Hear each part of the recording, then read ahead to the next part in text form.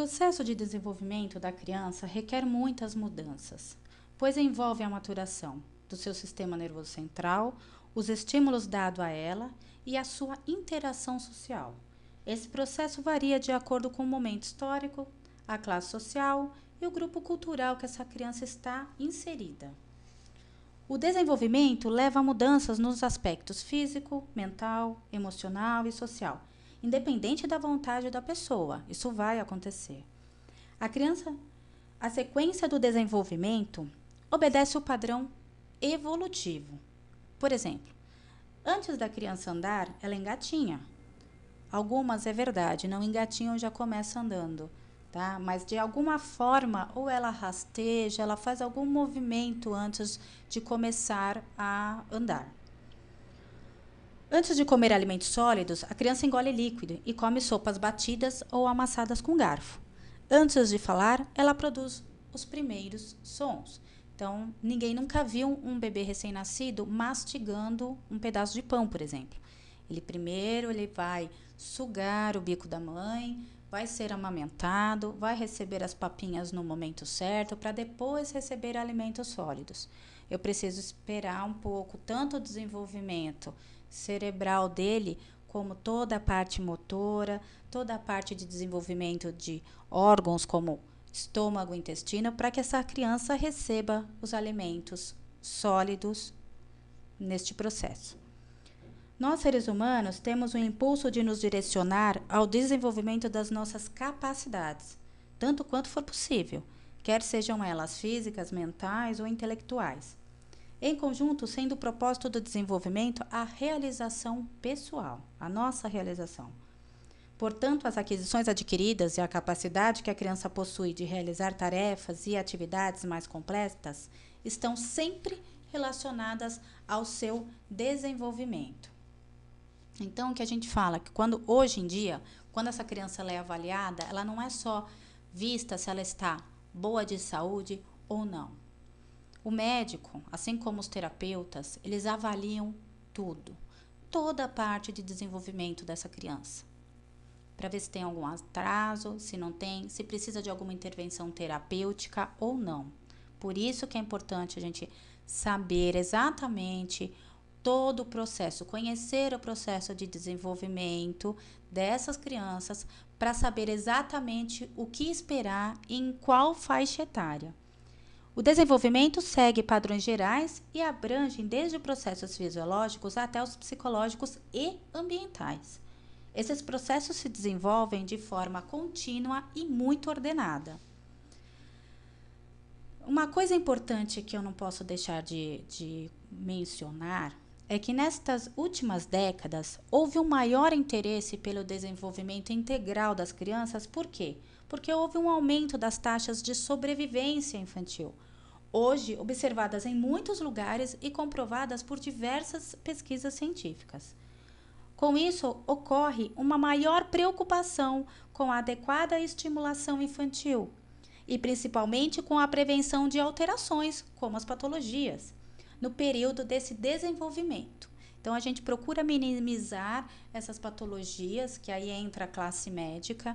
Então, tá com problema cardíaco, né, um soprinho no coração, enfim, como os pais costumam dizer, então a gente pode estar estimulando até um determinado momento. Então, a gente tem que estar sempre vendo tanto a parte física como a parte de desenvolvimento, que a gente logicamente está preocupado, com um estímulo adequado para essa criança perante essa patologia e perante ao que é esperado para essa criança nessa faixa etária.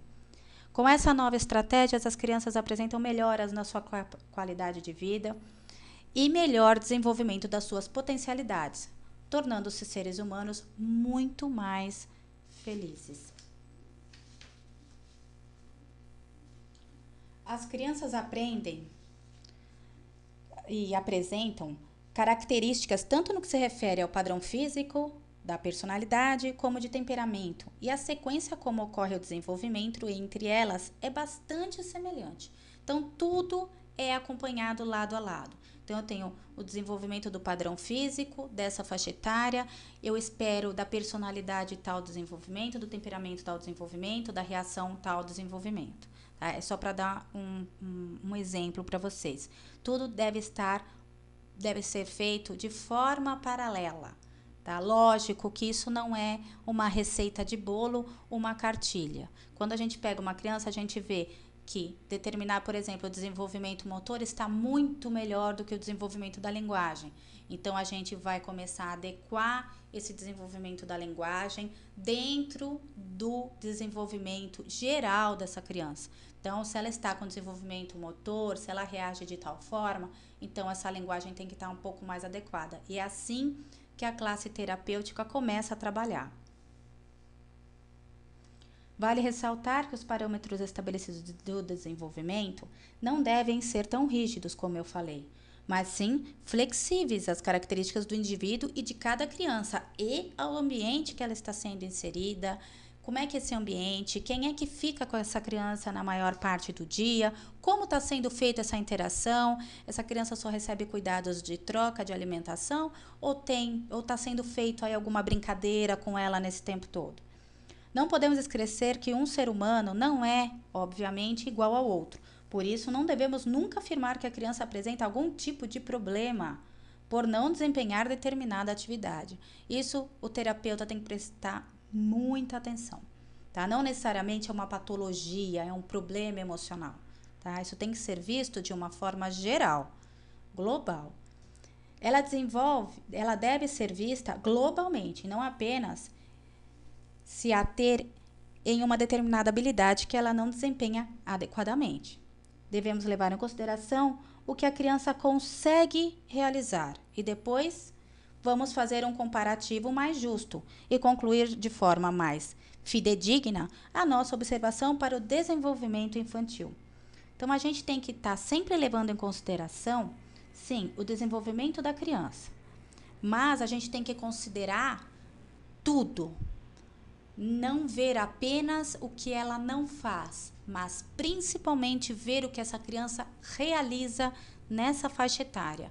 A partir daí, do que ela realiza, a gente estimula as funções que ela não realiza.